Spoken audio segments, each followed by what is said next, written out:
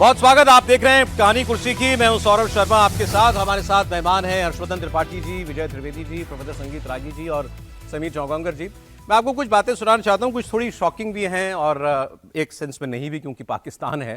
पाकिस्तान के सीनियर पत्रकार हैं नजम सेठी। इन्होंने एक प्रोग्राम में कहा कि डोनाल्ड ट्रंप का कार्यकाल पूरी तरीके से फेलियर है। खास तौर पर भारत को लेकर के ट्रंप भारत को अपनी बातें नहीं मनवा पाए, ना ये ऑपरेशन सिंदूर में, ना उसके बाद भारत को रोक पाए। ये उन्होंने साफ साफ कहा। फिर उन्होंने कहा कि ट्रंप ने दुनिया में क्या अचीव कर लिया ये बताइए। वेनेजुएला में मादुरो को तो उठा के ले आए, फिर कहा हम वहां तेल निकालेंगे, वहां से तेल कंपनियों ने मना कर दिया, हम वहां नहीं जाएंगे, वहां अभी भी वही रिजीम चल रही है। इसके अलावा यूक्रेन की लड़ाई वो रुकवा नहीं पाए। गाजा में जो सीज फायर उन्होंने कराया, उसके बाद 500 लोग मारे जा चुके हैं, और उसके बाद जो राउंड 2 है जिसमें हमास के हथियार डलवाने हैं, वो भी काम वो नहीं करवा पा रहे। फिर उन्होंने कहा कि इसमें वहां जो इंटरनेशनल फोर्स लगानी है वो काम भी ट्रंप नहीं करवा पाएंगे। तो ट्रंप, उनका कहना था, will prove to be a total failure.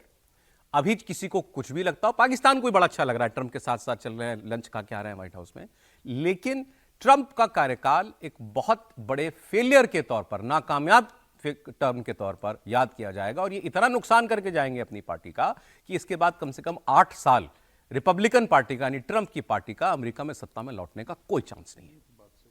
अरे ट्रंप साहब वो अभी अपने आप को किसी शहंशाह से कम नहीं समझ। शहंशाह भी छोटा शब्द है। जिस तरीके से वो दुनिया पर रूल करना चाह रहे हैं, ये भी मेरा, ये भी मेरा, ये भी मेरा, ग्रीनलैंड भी दे दो और ये भी दे दो।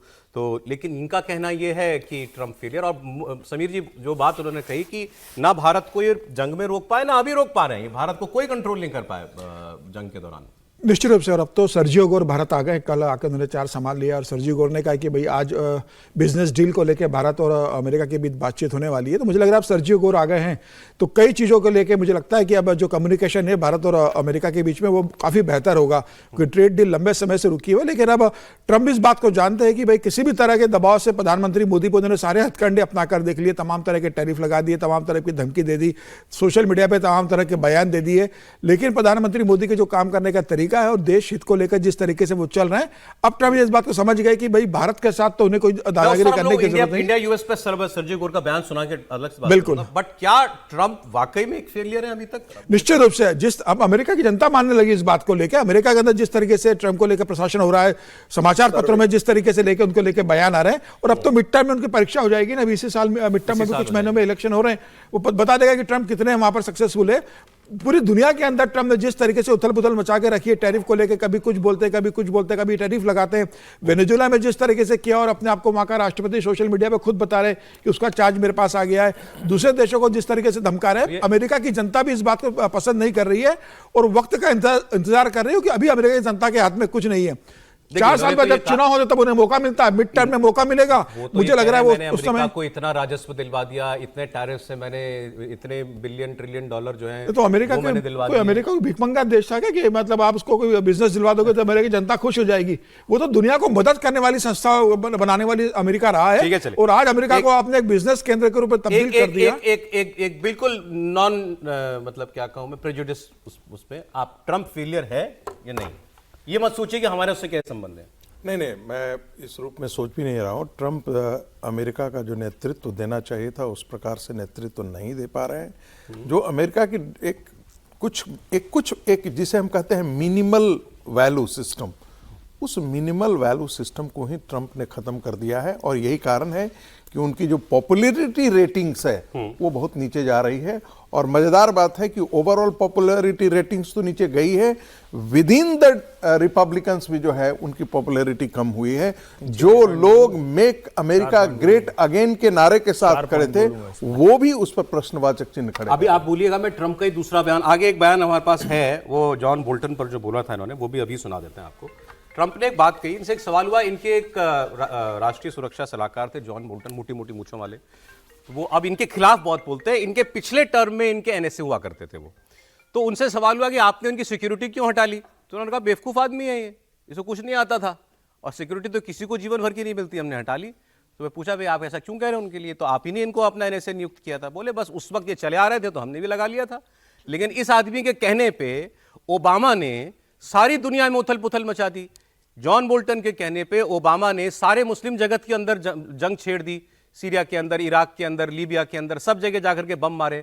फिर इन्होंने एक ईमानदार बात कही कि हमने न जाने कितने मुसलमानों को मारा। अमेरिका का राष्ट्रपति कह रहा है हमने न जाने कितने मुसलमानों को, कितने अरबों को मारा। ओबामा ने ऑर्डर दिया और ओबामा को सिखलाने वाला ये जॉन बोल्टन था।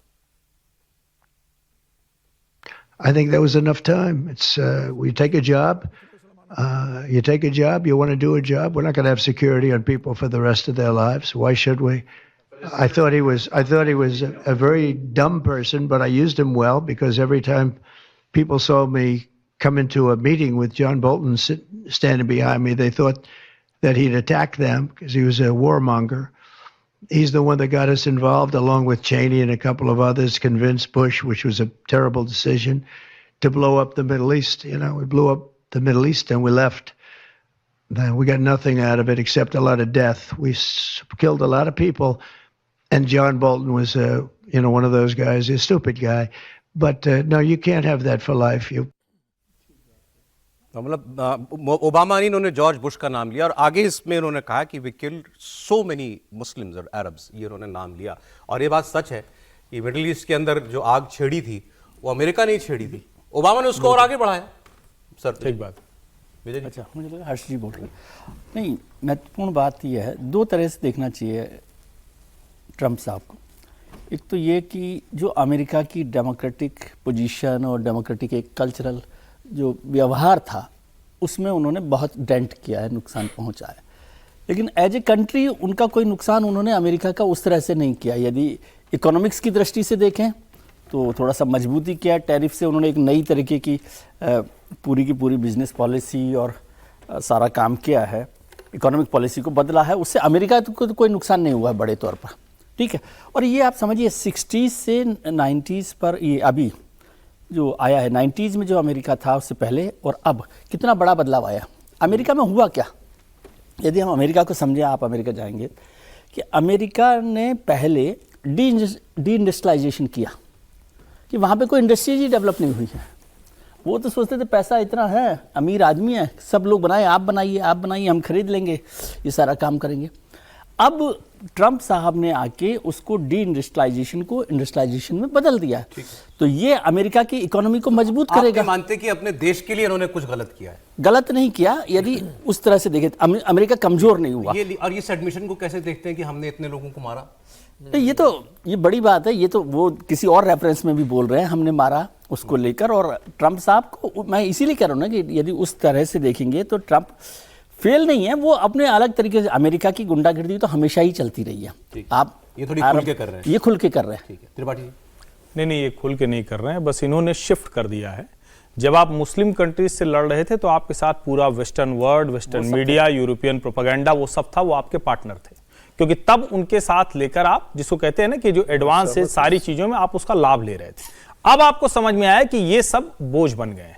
66 संस्थाओं से निकलना हमें भारत के तौर पर लग सकता है, लेकिन उनको समझ में आया फंडिंग हम करें, सब कुछ हम करें, और ये लोग ज्ञान देने चले आते हैं। नंबर 1। नंबर 2, अमेरिका की जो स्थिति थी उसके बजट से लेकर, उनका सरकारी खर्च से लेकर, उनके तेल की गैसोलीन की कीमत से लेकर, अभी मैंने देखा $2.75 ये एवरेज गैस की कीमत हो गई वहां 47 राज्यों में। कमाल है। नेशनल हेल्थ मिशन ट्रंप ने चला दिया है। ट्रंप ने पिछले कुछ समय जो अनएम्प्लॉयमेंट डेटा था वो रिवर्स हो गया है, एम्प्लॉयमेंट जनरेशन में बदल गया है। आप अपने देश के लिए जो कर रहे हैं वो वहां उनके पीछे खड़ा, और इसीलिए वहां का विपक्ष उनके खिलाफ नहीं जा पा रहा, क्योंकि वर्ल्ड ऑर्डर को उन्होंने पूरी तरह से पलट दिया। आप उस पॉलिटिक्स को समझेंगे तब आपको समझे। वो सऊदी इजराइल को मिलाते हैं, वो दुबई के वो शेख से अच्छे से मिलेंगे, वो कतर के शेख से अच्छे से मिलेंगे। उनको लगता है कि जो यूरोपियन यूनियन वाला पूरा जो ये बंच था ये अब उनके लिए बेकार हो चुके हैं। इनकी न पॉपुलेशन है, न मार्केट है, न इकोनॉमी है। ये सारा खेल कर रहे हैं, इसको समझना पड़ेगा। ये बात वो शेखों को खुश करने के लिए और पाप धोने के लिए कही कि पहले तो हमने बड़ा कत्ल। नहीं, ये डोमेस्टिक पॉलिटिक्स है। ये वो बताएंगे कि हमारे सैनिक जाके वहां मर गए। ये सिर्फ इतना नहीं कहते हैं।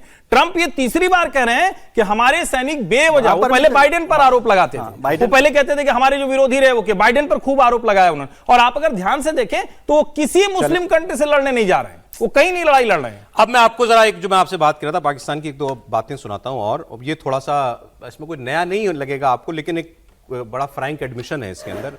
नजम सेठी का ये एक स्टेटमेंट और है मेरे पास, वो आपको सुना रहा हूं। इन्होंने दो बातें कही जिसमें एक सच है और एक झूठ है। सच ये है कि इन्होंने कहा कि देर सवेर पाकिस्तान पर यह दबाव आएगा कि हम अपना न्यूक्लियर वेपन किसी इस्लामी मुल्क के साथ शेयर करें, ये हम पर दबाव आएगा। उसकी वजह उन्होंने बताया कि देखिए, जब तक इजराइल है तो इजराइल तो शांति से नहीं बैठेगा, उससे अरब मुल्क भी डरा रहेगा, हमें भी कॉशियस रहने की जरूरत पड़ेगी। तो हमसे लोग चाहते तो हैं कि हम उसको ये हथियार दे दें, लेकिन हम तब तक नहीं दे सकते जब तक अमेरिका है, जब तक अमेरिका हमारे साथ है। तो एक दिन जैसे ही ट्रंप का आपसे मन रूठा, खट्टा हो गया, फिर ये अरब वर्ल्ड आपसे मांगेगा कि अब लाओ हथियार हमारा, पैसे तो हम नहीं दिए थे बनाने के लिए, अब ये हमें वापस करो। अब ये था झूठ कि हमने कभी नहीं कहा कि ये इस्लामिक बॉम्ब नहीं है। दोनों बातें कह रहे हैं कि हमको देर सवेर देना तो पड़ेगा किसी इस्लामिक कंट्री को, लेकिन हमने कभी नहीं कहा कि इस्लामी बॉम्ब है।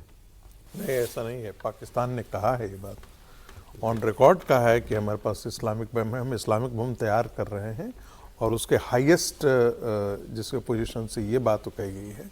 तो ऐसा नहीं है कि पाकिस्तान ने इसकी घोषणा नहीं की है, पाकिस्तान ने इसकी घोषणा विधिवत की है कि हमारे पास इस्लामिक ये हमारा atom bomb is an Islamic bomb. Yes yes, वो तो OIC का और वो सारे इस्लामिक देशों बिल्कुल। को उसको तो अब ये और दूसरी बात कह रहे हैं कि हम पर दबाव आएगा शेयर करने का। ऐसे ये दूसरी बात है कि टेक्नोलॉजी शेयर करने का, चूंकि आपने पैसा दे दिया था तो दे दिया था, पैसा देने से तो कोई जरूरी थोड़े है कि हम आपको टेक्नोलॉजी शेयर करेंगे। आपने उस समय पैसा मदद किया था कि हमको टेक्नोलॉजी खरीदना है, और टेक्नोलॉजी कोई पाकिस्तान ने अपने यहाँ तो डेवलप किया नहीं है, उसने तो टेक्नोलॉजी चुराया है। उस टेक्नोलॉजी को चुराने में पैसा जो है वो इस्लामिक कंट्रीज से आया, रईस जो संपन्न इस्लामिक कंट्रीज है वहां से पैसा आया। अब वो कह रहे हैं, इनका डर ये है कि एक बार यदि ट्रंप चले जाते हैं तो इन कंट्रीज का दबाव इस पर हमारे ऊपर रहेगा कि भाई हमारे पास बम दो। मुझे नहीं लगता है कि ये अब तो, लेकिन कुछ कहा नहीं जा सकता है जो हुआ है सर, मैं इसलिए कह रहा हूं, नहीं, सऊदी वाला पैक्ट जो है अब आगे थोड़ा सा बढ़ रहा है, टर्की इसमें शामिल होने जा रहा है, टर्की में भी बात हो रहा है। और यदि ये होता है तो एक प्रकार से नया इस्लामिक गठबंधन खड़ा हो रहा है, जो आने वाले दिनों में ये सब सारी, ऐसा तो है नहीं कि ये टेक्नोलॉजी शेयर नहीं की जा सकती है, ये टेक्नोलॉजी शेयर की जा रियल सकती खतरा है ना, है खतरा, बिल्कुल खतरा है। और देशों में बटे ये पाकिस्तान का बम। आगे आप अगला बयान आप सुनिए। ये हामिद मीर जो इनके जर्नलिस्ट हैं वो एक पॉडकास्ट में बोल रहे थे, बड़े रीसेंट घटना एक बता रहे थे। रीसेंट मतलब हमारे रीसेंट घटना का उसमें जिक्र है, बात पुरानी इमरान खान के ज़माने की। ये जो इनकी एयरफोर्स के चीफ हैं ज़हीर बाबर सिद्धू, जिनको अभी एक्सटेंशन मिल गया, वो भी रो के, जब वो रोए जाके कि भाई मुझे भी तो दो, लड़ाई तो मैंने लड़ी एयरफोर्स ने, तुमने उसको तो बना दिया आसिफ मुनीर को फील्ड मार्शल, मुझे क्या मिला, तो इनको भी एक्सटेंशन दे दिया। तो उन्होंने कहा कि 3 लोग थे जब एयरफोर्स चीफ को नियुक्त करना था, 3 कैंडिडेट थे। हामिद मीर बता रहे हैं, इमरान खान प्राइम मिनिस्टर थे, तो इमरान खान ने 3 लोगों के इंटरव्यू लिए। ये अपने आप में पहली बात है कि कैसे इंस्टीट्यूशन है ये कि प्राइम मिनिस्टर एयरफोर्स चीफ को अपॉइंट करने के लिए इंटरव्यू ले रहा है, प्राइम मिनिस्टर इंटरव्यू ले रहा है। अरे एक प्रोसीजर होता है, जिससे सीनियरिटी में कुछ तो एक सिस्टम होता है जिससे आदमी कोई चीफ बनता है। उन्होंने कहा नहीं, प्रधानमंत्री ने 3 लोगों के इंटरव्यू लिए थे, उसमें से ज़हीर बाबर सिद्धू को सिलेक्ट किया और कहा कि आप वायुसेना के प्रमुख होंगे। तो पूछा भी क्यों उन्हीं को सिलेक्ट किया? उन्होंने कहा उन दोनों की बहुत सी बातें मेल खाती थी। तो क्या बातें मेल खाती थी? उन्होंने कहा ज़हीर बाबर सिद्धू बहुत रिलीजियस आदमी है। फिर उन्होंने आगे उसके बाद जो मैं आपसे कह रहा था रीसेंट बात बताई, बोले अभी जो ये जंग हुई इंडिया के साथ, पूरे टाइम ज़हीर बाबर सिद्धू माला फेरते थे। मैं नहीं कह रहा, सुनिए। इमरान खान ने ज़हीर बाबर सिद्धू का खुद इंटरव्यू किया था, और इनके अलावा 2 और लोगों का भी इंटरव्यू किया था। अच्छा, तीनों के इंटरव्यू करने के बाद उन्होंने ज़हीर बाबर सिद्धू को कहा कि आप एयर चीफ होंगे। क्या रीजन है? भाई ये इमरान खान से पूछें आप जाके, डेला जेल, अगर आपको इजाज़त मिल जाए मुलाकात की। लेकिन इमरान खान साहब जो हैं, उन्होंने इनको, मेरा ख्याल है कि इसलिए इनको सिलेक्ट किया कि इनके ख्यालात थे ना, जो जाहिर बात है, ये कुछ सियासी ख्यालात की बात तो नहीं कर रहा, जी जी जी, बाकी जो इनके ख्यालात थे, उनको लगा कि ये बड़ा एक रिलीजियस आदमी है और अल्लाह पे बड़ा यकीन है, ठीक है ना। तो जो लोग ज़हीर बाबर सिद्धू साहब को जानते हैं, उनको पता है वो अपनी बहुत ज़्यादा नमूदो नुमाइश नहीं करते, लेकिन वो ये जंग के दिनों में भी हाथ में तस्बीह होती थी। तो इसमें आपको पाकिस्तान समझने की 2-3 बातें हैं। एयर चीफ का अपॉइंटमेंट प्राइम मिनिस्टर इंटरव्यू लेके कर रहा है और ये देख रहा है कि ये बड़ा धार्मिक आदमी है, तो इनको अपॉइंटमेंट करा दो। और ये मतलब, और जंग के दौरान वो एयर चीफ की क्या हालत थी उन्होंने ये भी बता दी कि भाई जो बाद में आसिम मुनीर ने भी बोला कि मदद तो ऊपर से आई थी।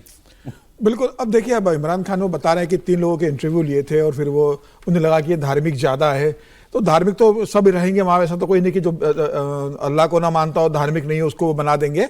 सबसे बड़ी बात यह है कि दूसरा कारण ये भी रहा है, अभी जो इनको एक्सटेंशन मिला है उसका कारण ये भी रहा है कि आसिम मुनीर ने भी उनकी रिकमेंडेशन किया, आसिम मुनीर के भी वो करीबी रहे और इसलिए इतने लंबे समय तक एयरफोर्स के प्रमुख बने रहते हैं। और ठीक है, पाकिस्तान में तो ये बहुत बड़ा मतलब एक मजाक है कि जिस तरीके से प्रधानमंत्री इंटरव्यू ले रहे हैं, मतलब सेना प्रमुखों के बना रहे हैं, जिस तरीके से नियुक्तियां हो रही है, इतनी बुरी तरीके से ऑपरेशन सिंदूर में पिटने के बाद भी आसिम मुनीर को आप प्रमोट कर रहे हो, संविधान में 17वां 27वां संशोधन आप कर रहे हो, आसिम मुनीर को सर्वोच्च पद दे रहे हो। ये भी बता रहे हैं इमरान खान गए क्यों गए, इसलिए तो इसमें यह भी पता चलता है कि इमरान खान सेना के मामलों में अब कमान अपने हाथ में लेना चाह रहे थे। निश्चित रूप से वो जिस तरीके से अपॉइंटमेंट कर रहे थे, मुझे लग रहा है कि ये कारण रहा था और उन्होंने सेना की दखलंदाजी को, सरकार के काम में दखलंदाजी मानने से मना कर दिया था।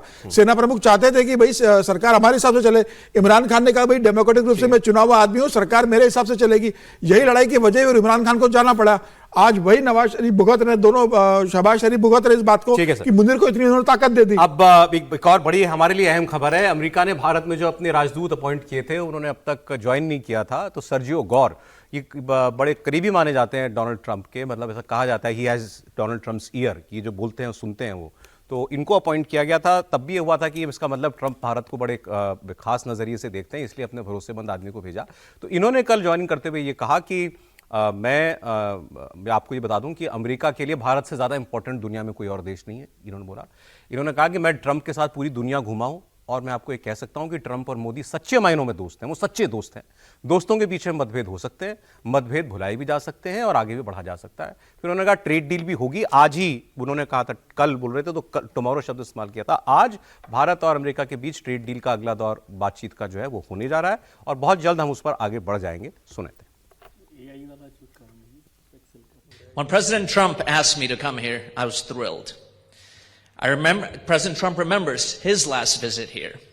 I was with the president last week, and as we had dinner right after New Year's, he recounted his incredible experience visiting here, and also his great friendship with the great Prime Minister of India, Prime Minister Modi.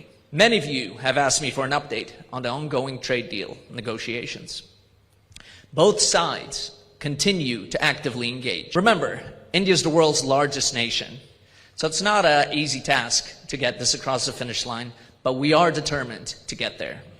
And while trade is very important for our relationship, we will continue to work closely together on other very important areas, such as security, counterterrorism, energy, technology, education, and health.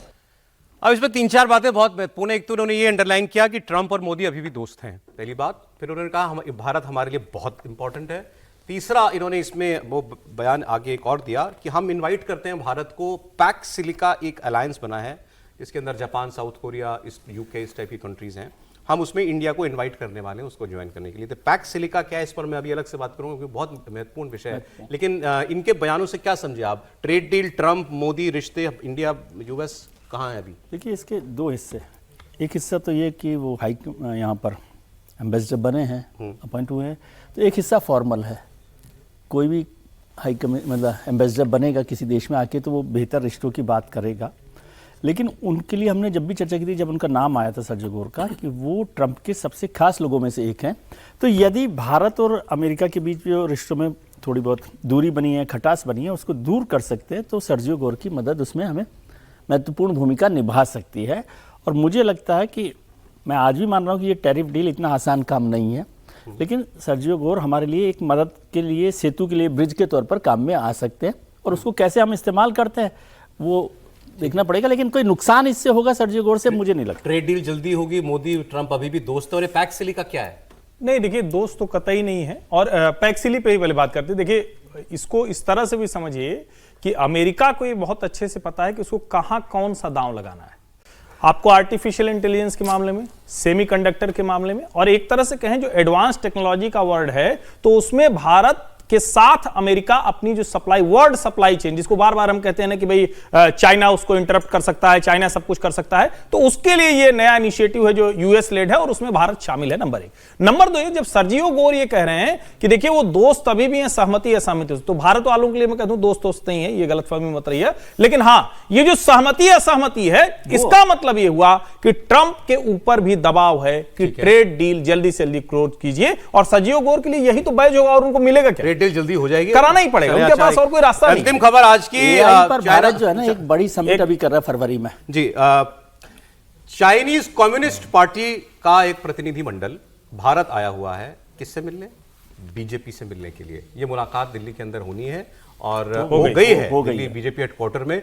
Bharat में चीनी राजदूत भी CPC के इस प्रतिनिधि मंडल में शामिल हुए थे और दोनों पार्टीज के बीच इंटर पार्टी कम्युनिकेशन को आगे बढ़ाने पर चर्चा जो है वो की गई है। और इसको आप इस पूरे परिप्रेक्ष्य में देखिए कि चाइना के लिए आपने इन्वेस्टमेंट के और वो सबके दरवाजे दोबारा खोले हैं, कंपनियों के लिए फ्लाइट चालू हुई हैं, आपके रिश्ते सुधर रहे हैं, बॉर्डर पर रिश्ते बेहतर हो रहे हैं, इस सब के बीच ये मुलाकात हो रही है। प्रोफेसर, ये अच्छी बात है, दो पार्टियों के बीच में यदि खुले आकाश के नीचे यदि बातचीत चल रही है। विजय जी मुस्कुरा रहे हैं, लेकिन ये राहुल गांधी वाली मीटिंग नहीं है और न ही राहुल गांधी जैसी कांग्रेस पार्टी की जैसी कोई समझौता मेमोरेंडम ऑफ अंडरस्टैंडिंग है, न ही भारतीय जनता पार्टी दुनिया के उन प्रगतिशील ताकतों के साथ खड़ी होकर के एक अंडर जिसको कहता है ना अंडरबेली एक समझौता करके बैठे हुए हैं। कुछ ढका छुपा नहीं है, कुछ भी नहीं है। ऐसी पार्टी बहुत बैड ऑप्टिक्स है, बहुत बैड टाइमिंग है, बैड ऑप्टिक्स है, इस वक्त होने का कोई वजह नहीं। और कौन रणनीतिकार इस वक्त ये